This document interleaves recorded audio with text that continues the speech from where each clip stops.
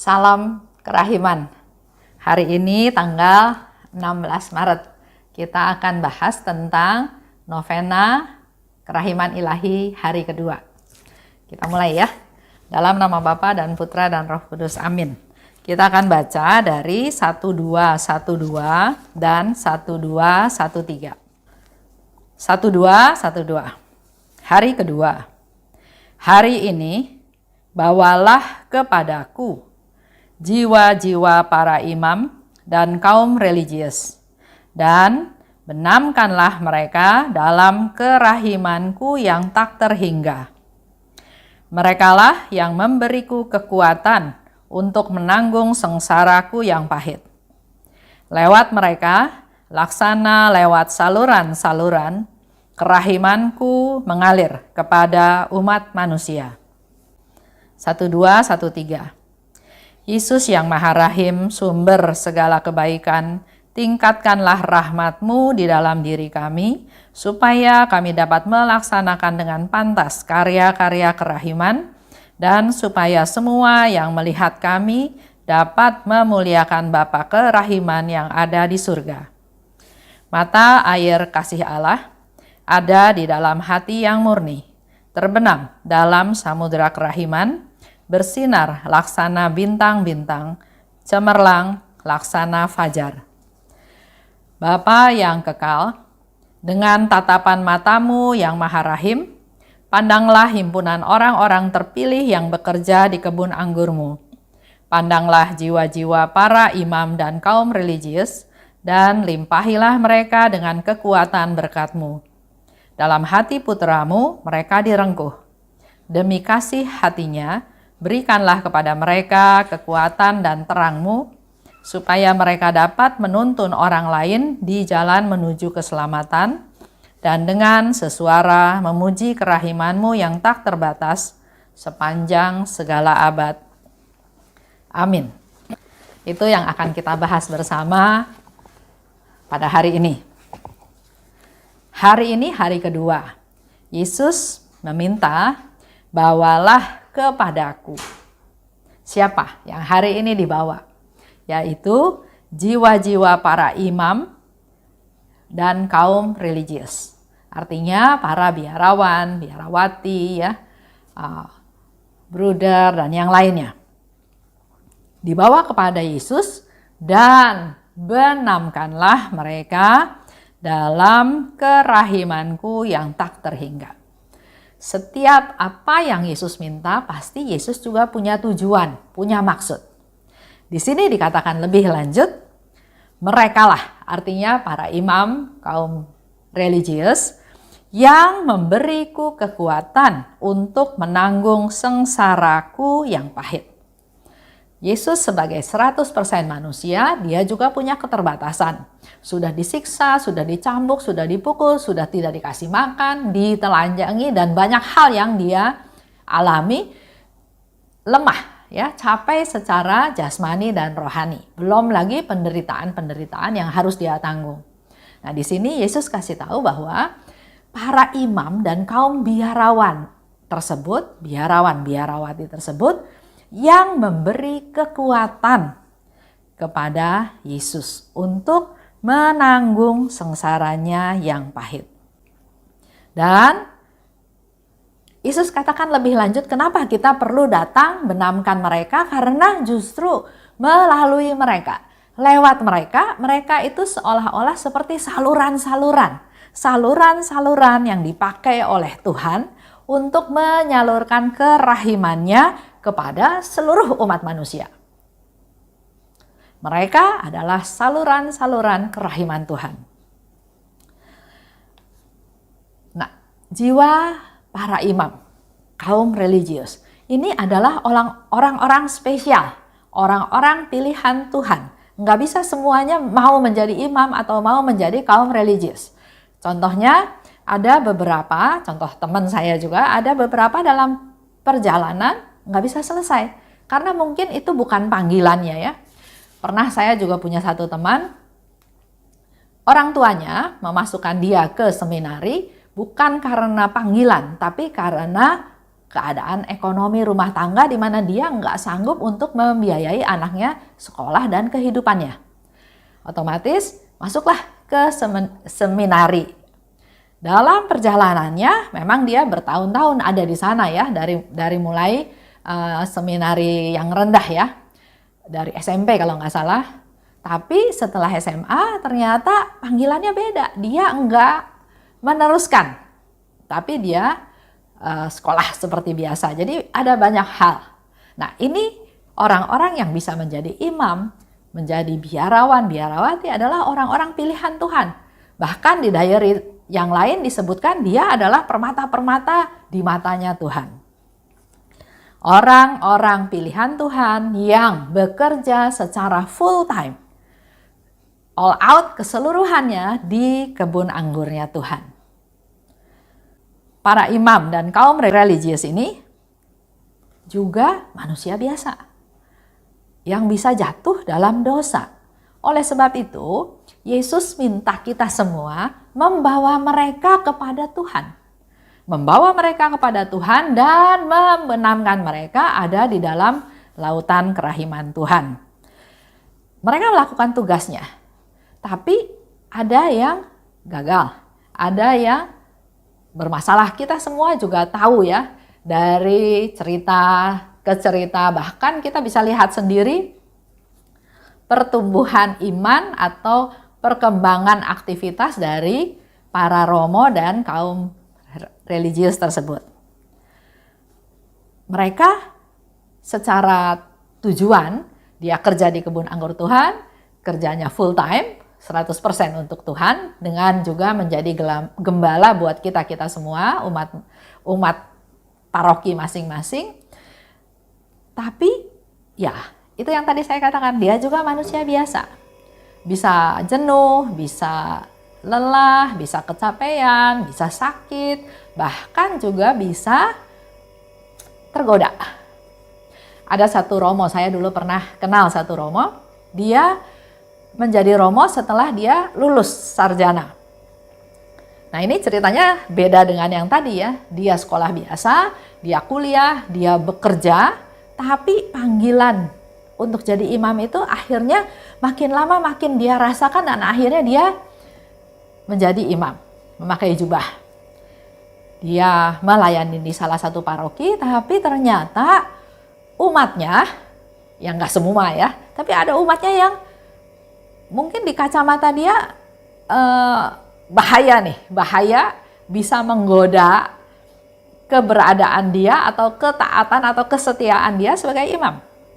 Di satu pihak dia harus ramah, dia harus baik, dia harus melayani, dia harus mengayomi, tapi di pihak lain ada umatnya yang memanfaatkan hal tersebut. Sampai akhirnya dia bilang, saya minta pindah aja. Saya minta pindah ke kota kecil, mau ke desa juga boleh, tapi saya nggak mau di kota besar. Karena mungkin dia tahu, dia nggak bisa melakukan pelayanan full karena banyak godaannya. Nah, ini salah satu contoh, dan waktu itu saya pernah ketemu lagi dengan dia dengan penuh sukacita. Dia ada di salah satu kota kecil ya, tapi dia melayani dengan penuh sukacita karena dia sudah bisa menghindar dari godaan yang memang tidak perlu dia alami kalau dia tetap ada di kota besar. Selanjutnya, ada juga romo yang malah nggak mau pindah kan? Saya juga nggak tahu aturannya, tapi setahu saya romo itu di satu tempat, di satu paroki, kira-kira 5 tahun, 7 tahun ada rotasi, ada perpindahan. Tapi saya pernah dengar juga ada romo yang nggak mau pindah. Dia merasa membesarkan paroki tersebut, dia merasa berjasa terhadap paroki tersebut, dia juga mungkin merasa sudah nyaman. Kalau mulai lagi, kenalan lagi, atau mungkin masuk ke daerah yang terpencil, daerah di pedalaman, ada kesusahan-kesusahan lain. Nah, ini yang perlu kita doakan. Karena tujuan awalnya dia bersedia ditempatkan di mana saja, tapi kedagingannya karena dia juga manusia biasa, bisa saja hal-hal itu yang menguasai ya, mempengaruhi cara hidupnya dia. Ada lagi romo yang ini semua hasil saya. Jadi dia merasa memiliki apa yang ada. Nah, ini contoh satu suster. Saya pernah kenal satu suster. Suster itu pendoa, pelayanannya bagus. Mungkin mendoakan seseorang sehingga permasalahan dari orang itu bisa diatasi, selesai. Dan sebagai ucapan terima kasihnya, umat ini memberikan sebidang tanah kepada suster. Udah nggak ada ceritanya kan? Nah, suatu hari suster ini dipindah tugas ke tempat lain. Nah, mulai timbul masalah karena suster itu merasa tanah itu diberikan oleh si umat itu karena saya. Jadi seolah-olah tanah itu punya saya, seolah-olah ya. Tapi kan sebagai kaum biarawan-biarawati sebetulnya mereka nggak memiliki hal-hal tersebut. Nah, hal-hal ini yang perlu juga dievaluasi, diketahui oleh umat. Bukan asal kasih, tapi memberi sumbangan, jadi donatur, tapi jelas untuk keuskupannya, untuk gerejanya, bukan untuk pribadinya. Supaya jangan ada keterikatan. Kita pernah tahu juga kan, di mana hartamu berada, di situ hatimu berada. Kita pernah dengar firman itu ya. Nah, jadi buat kita semua yang tergerak hatinya untuk memberi, untuk menyumbang, untuk mensupport, harus jelas kasihnya ke siapa. Dan pasti harus berikan kepada paroki. Walaupun memang jasa dari seseorang karena berdoa dan doanya dikabulkan misalnya ya. Tapi kita harus tahu, jangan memberi asal memberi tapi menimbulkan masalah, godaan untuk orang yang menerima. Tanpa kita sadari kita yang meng-create situasi membuat orang itu jadi tergoda. Itu cerita beberapa romo yang atau kaum religius ya, yang saya jadikan satu contoh di mana kita harus banyak berdoa buat mereka. Mereka permata Tuhan, mereka orang yang dipilih Tuhan untuk bekerja di kebun anggurnya, dan jangan kita yang goda. Sering umat itu tanpa sadar kita yang menggoda mereka, tujuannya baik. Tapi penempatannya, pelaksanaannya ya seperti tadi contoh, memberi sebidang tanah kepada suster, baik. Menyumbang, memberikan sebagian hartanya untuk perkembangan gereja. Tapi kalau enggak jelas informasinya, maka suster itu merasa itu tanah saya. Memang tidak dinikmati oleh suster, tapi seolah-olah suster ini merasa saya punya hak mau kasih tanah itu ke siapa. Ya, nah ini yang perlu kita evaluasi. Itulah sebabnya kita perlu banyak berdoa buat mereka. Tapi banyak juga romo yang sederhana, romo yang setia dengan panggilannya, tidak tergoda, tidak putus di tengah jalan. Ada yang romo seperti itu. Ada kaum biarawan-biarawati yang betul-betul hidupnya sudah sesuai dengan apa yang Tuhan kehendaki ya. Nah, kita tetap punya tugas supaya untuk mereka dapat melaksanakan tugasnya, kewajibannya dengan taat, dengan setia, dan terutama dia menjadi cerminan Tuhan Yesus di dalam kehidupannya sehari-hari. Supaya umat yang dilayaninya merasakan sungguh ada kasih Tuhan, ada kerahiman Tuhan melalui para imam dan kaum religius tersebut. Yang jalannya benar, yang kerjanya benar, itu jelas Yesus katakan mereka yang menguatkan aku pada waktu dia ada di tengah penderitaannya. Dan bahkan Yesus mau memakai mereka semua untuk menjadi saluran-saluran berkat yang Yesus mau berikan kepada kita melalui para imam. Contoh, Yesus mau mengadakan pesta kerahiman ilahi. Yesus mau memberikan rahmat yang melimpah kepada kita semua, terutama hadiah indulgensi penuh. Dan itu hanya bisa terjadi, terlaksana melalui tangan para imam. Melalui perayaan Ekaristi, menerima komuni pada hari tersebut, menerima sakramen tobat, berdoa wujud Bapa Paus, dan melakukan perbuatan belas kasih, maka rahmat indulgensi yang Tuhan berikan sampai kepada kita. Jadi para imam itu akan menjadi saluran berkat yang Tuhan pakai untuk menyalurkan rahmat berkatnya kepada kita semua.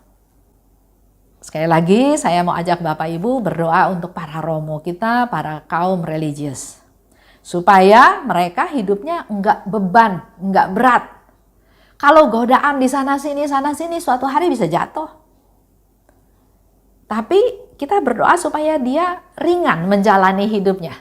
Supaya penuh sukacita, penuh kegembiraan, enggak jenuh, enggak capek, enggak marah, enggak ngambek. Dia penuh sukacita. Bisa menjalankan tugasnya dengan kasih. Kita juga berdoa supaya para romo ini juga siap mengunjungi yang sakit. Juga kalau ada yang meninggal. Nah, sering ada satu romo bilang, "Saya kenapa ya selalu kebagian untuk misa requiem, misa arwah," katanya gitu ya. Ya ini mungkin satu candaan, tapi mengingatkan kita semua betapa pentingnya peran romo untuk mengantar perjalanan saudara kita, teman kita, sahabat kita dalam perjalanan terakhir menuju Bapa. Lanjut. Romo-romo itu juga mau memberi sakramen tobat. Karena ada romo yang ini dialami sendiri oleh anak saya.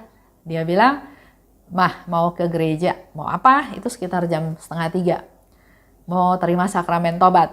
Saya sukacita karena anak ini mau ke gereja terima sakramen tobat. Dan saya juga tidak tanya sebabnya apa atau dosanya apa. Tapi ada satu sukacita bahwa dia butuh sakramen tobat.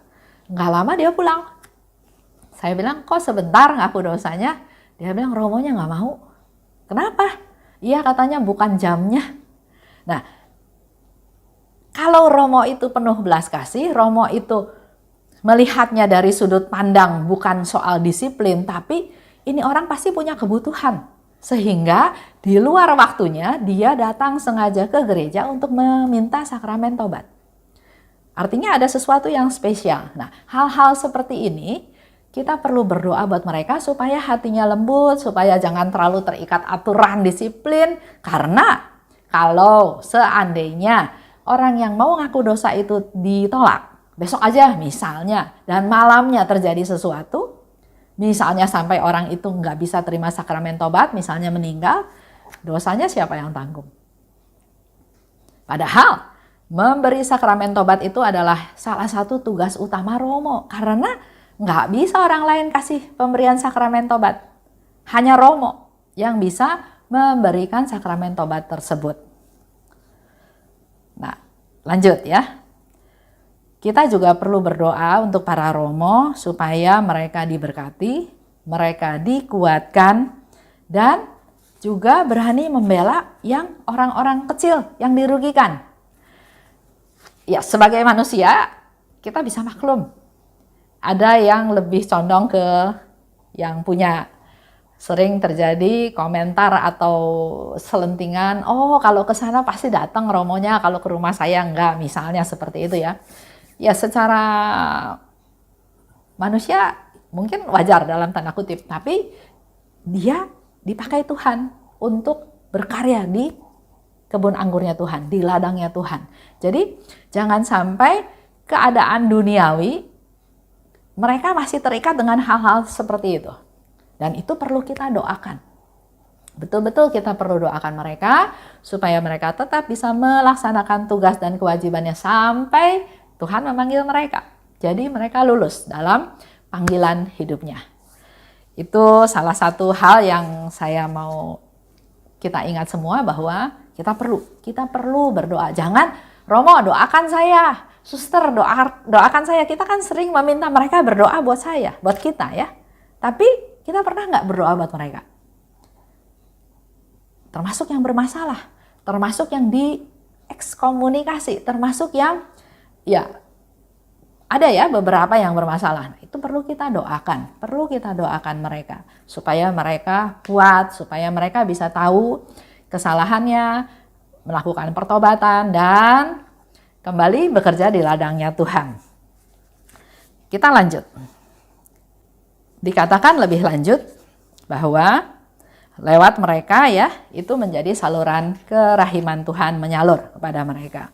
Nah, Selanjutnya kita baca di 1213. Kalau Bapak Ibu lihat 1213 itu adalah contoh doa dari Suster Faustina kepada Yesus. Apa yang dikatakan oleh Suster Faustina kepada Yesus dan apa yang dipanjatkan oleh Suster Faustina kepada Bapa.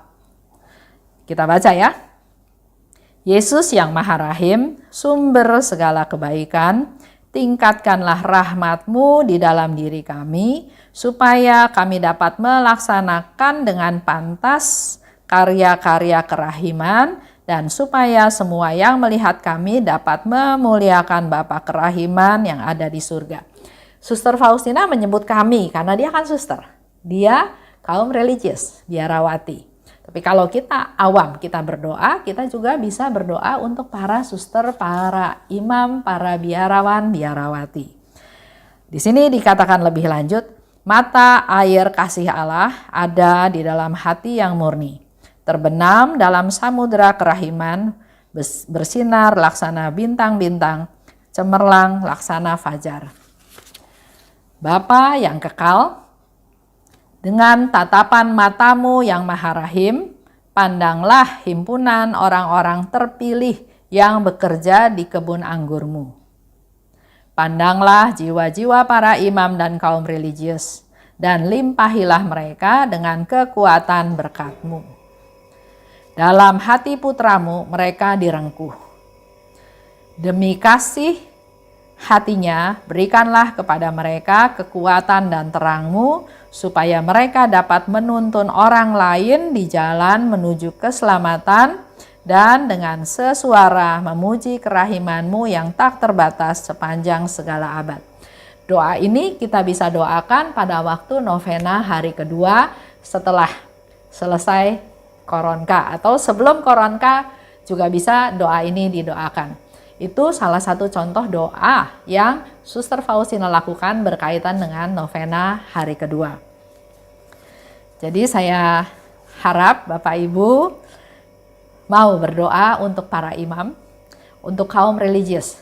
Jangan mereka dikasih beban dengan cerita-cerita, dengan ngadu, Romo kok sama yang ini baik, kok sama ini nggak baik. Romo kok gini, kok gitu. Jangan kasih beban. Mereka juga manusia yang perlu disupport. Tapi supportnya ada batasnya. Jangan berkelebihan yang menyebabkan bukan hal yang baik malah bisa menjadi hal yang kurang baik. Karena kita perlu berdoa buat mereka supaya banyak rahmat yang sampai pada kita melalui saluran-saluran mereka sebagai saluran-saluran rahmat dan berkat yang Tuhan berikan kepada kita. Itu aja untuk hari ini.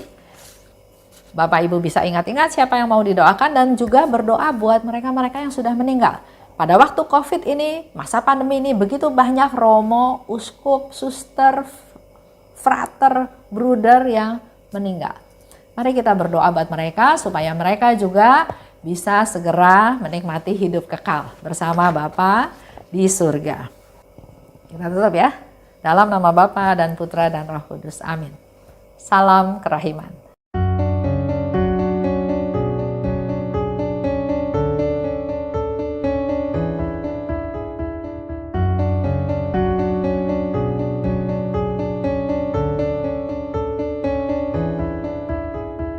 Mengapa engkau membiarkan banyak dosa dan kejahatan? Mengapa engkau tidak menghukumnya? Ternyata engkau masih memberi kesempatan. Dia memperpanjang masa kerahiman. Celakalah mereka yang tak menyadari. Tulis dan wartakan kerahimannya. Mohon rahmat Bapa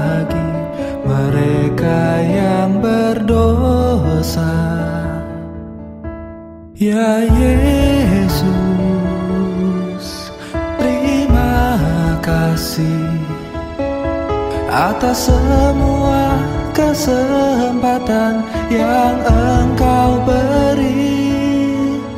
Ya Yesus, ampunilah atas semua dosa yang terjadi.